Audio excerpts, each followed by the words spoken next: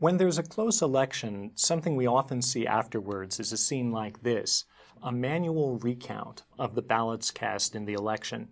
And recounts like this are both an important security feature and a potential opportunity to employ technology to make the process better. A recount is an important security feature because in any kind of counting process, we're likely to see some fraction of votes be counted in error. This is true no matter what the voting technology. It's just in a complex process involving thousands of locations. Some votes are going to be misplaced, some are going to be misinterpreted, some are going to be lost. And a manual recount is an opportunity to check up on the whole process. Some voting systems, like DREs, provide very limited opportunities for a recount. If there's a recount in a place involving DREs, what election officials are actually doing is just pressing the print button again. Maybe they're going to check their arithmetic, adding up the totals from the different machines, but there's no opportunity to actually go into the machine and evaluate each ballot individually, since the software in the machine, if it was dishonest, will have changed all of the records.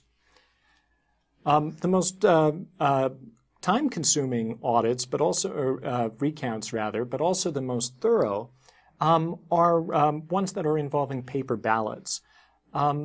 Recounts of paper ballots can be time-consuming and costly. And so there are rules in place about when they occur.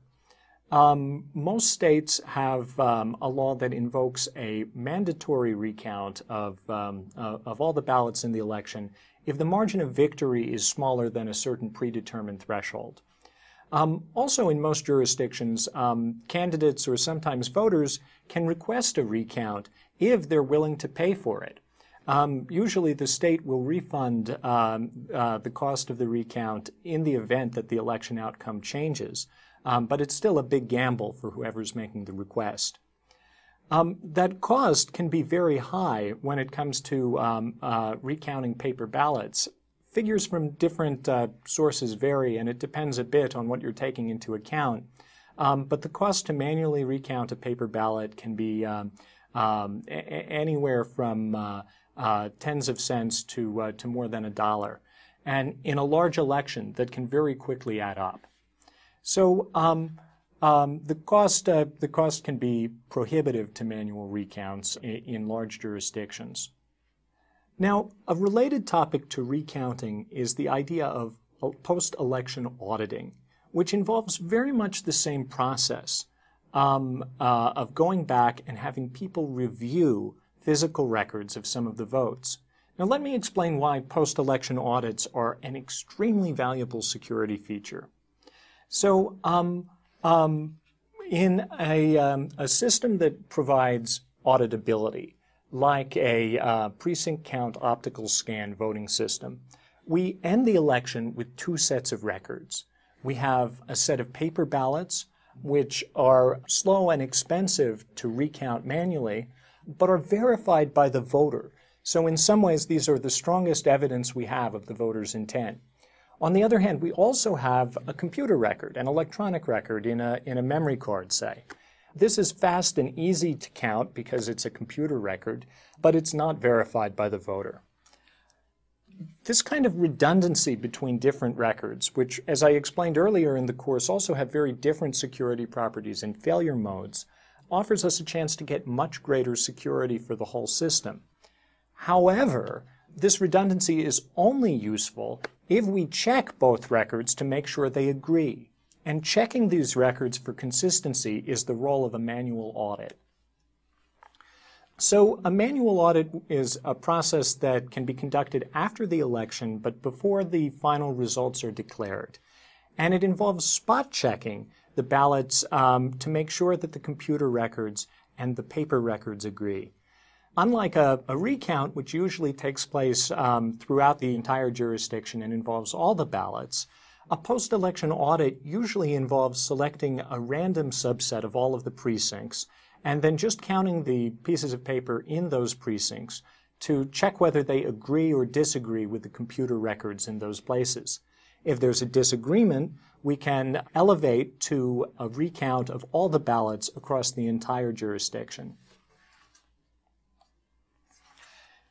One important criteria for this, though, is that the places that we're going to audit have to be picked randomly.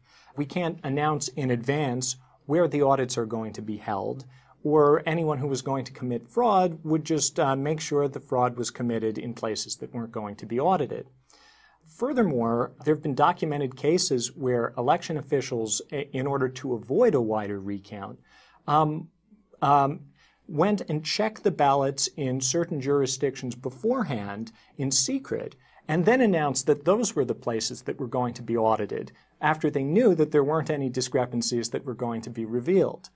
Those kinds of shenanigans can be avoided if we carefully come up with procedures for randomly selecting where the audit locations will be. One way to do this that's frequently talked about is to use stock market closing prices on the day before the audit is going to be held. That way, it's very hard to predict or manipulate which set of places is going to be subject to the audit. Another question is, how much do we need to audit? How many precincts, for instance?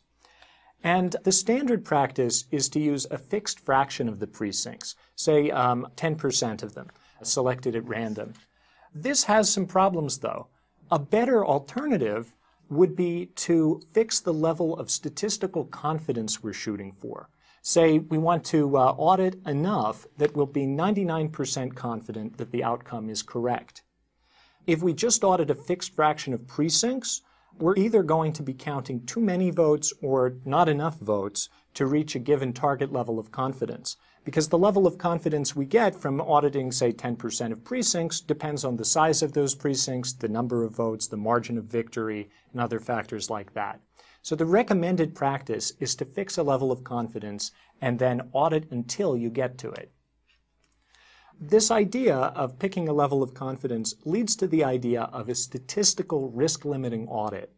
That is, you audit until you can establish with your given level of confidence that hand-counting all of the paper records would yield the same winner as the electronic tally.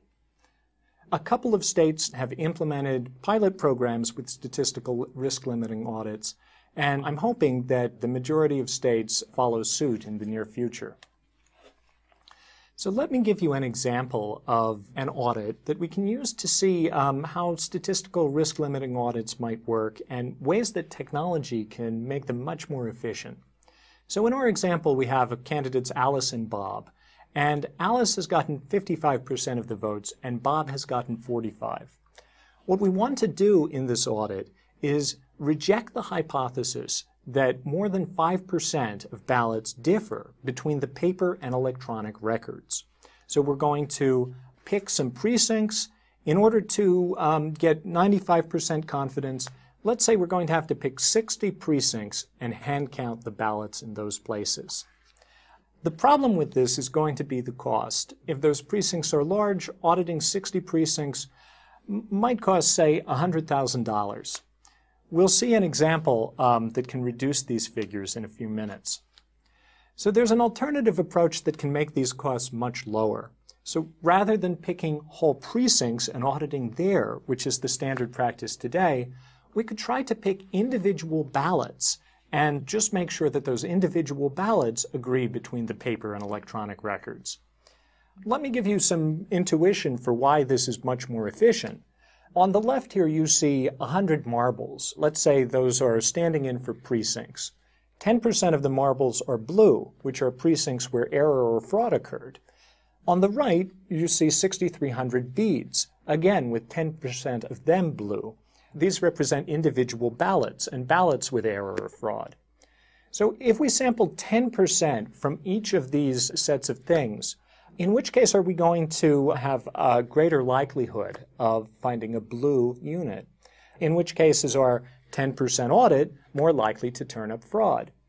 So the question is, how large a sample do we need to draw from each of them to reach our given statistical confidence level? And the sample you're going to have to draw from the marbles is going to be a much higher percentage than the sample you have to draw from the beads. So if we apply this intuition to auditing and come back to our example, we can see that if we move from auditing precincts to auditing ballots, we can drastically reduce the cost. Because using a ballot-based audit, we might only have to look at 60 ballots from across the entire jurisdiction. This would reduce the cost from $100,000 to way less than $1,000. So what's the problem, though, with the idea of a ballot-based audit, of sampling individual ballots to get to our statistical level of confidence? The problem is that we need some way to match records from the computers, from the electronic count, to individual ballots. You have to have two things that allegedly agree, according to the computers, to check that they actually do. One way to get this would be to have serial numbers printed on all of the ballots and to record those along with the votes that the machine thinks are on each ballot. But this creates a privacy problem. It's difficult to establish this correspondence in a way that doesn't compromise the secret ballot. So now I'm going to show you a new idea that came out of some of my earlier research that is one way we can perform an audit with a more efficient ballot-based way without compromising the secret ballot. And this is very interesting because it involves a way that we can use machines in the process without having to trust them. So what we begin with is the results from the election. Let's say we have a set of paper ballots and a set of computer totals. So this is our starting point for the audit. And what we want to do is establish that the paper ballots and the computer totals are in agreement. So the first thing we're going to do is check that the electronic records match the paper records, and we'll do this using something I call a recount machine. This could be an off-the-shelf commercial scanner hooked up to a PC running special software. And its job is to scan in all the ballots and produce two sets of records as a result. First, it's going to produce a computer file that has the votes from each ballot individually together with a new number, the ballot number. Second, it's going to print on each of the ballots as it's being scanned that same ballot number. So it's going to number the ballots and produce a computer record that has for each ballot number the votes that were recorded there. Now we're doing this as a separate process after original voting because that way the ballots have already been shuffled, the order has been lost, privacy has been protected.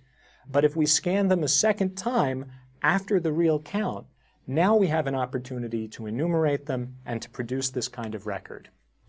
So we'll take that electronic record from the recount machine and we'll compare it to the records from the initial count. If there's any mismatch, we need to do a manual recount.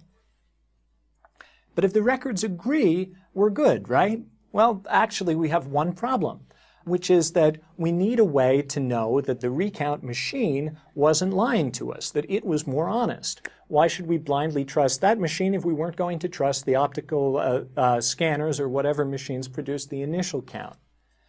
But using ballot-based auditing measures, we can verify that it's behaving correctly.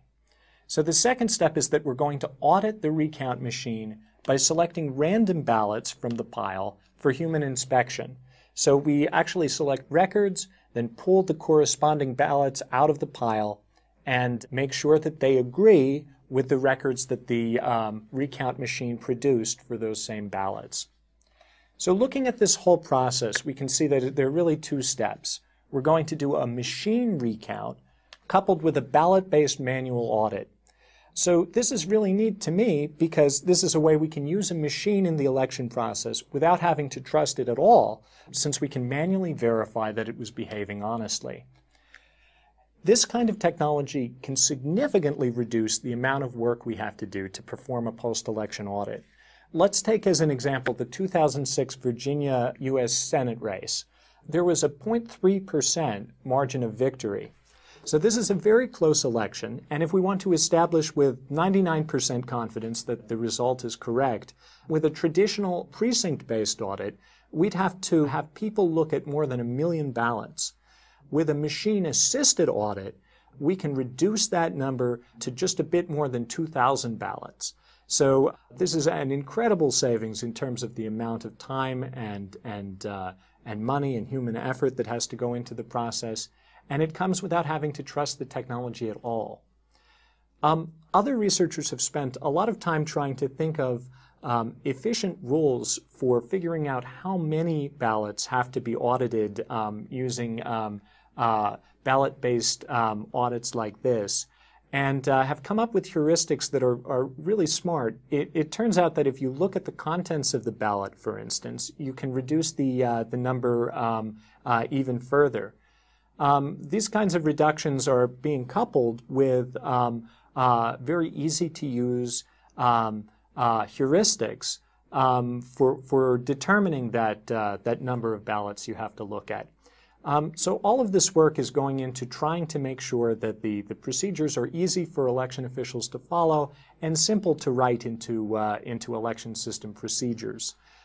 So I hope that ballot-based audits like this and routine post-election auditing will become a much bigger part of election practice in the future. This is especially important because it's part of what's probably the gold standard in election technology today. Precinct count optical scanned ballots, paper ballots scanned at the polling place, coupled with a mandatory risk-limiting post-election audit that occurs before the election results are declared. This is about as good as we know how to do in terms of all of the properties we want from elections based on available technology today.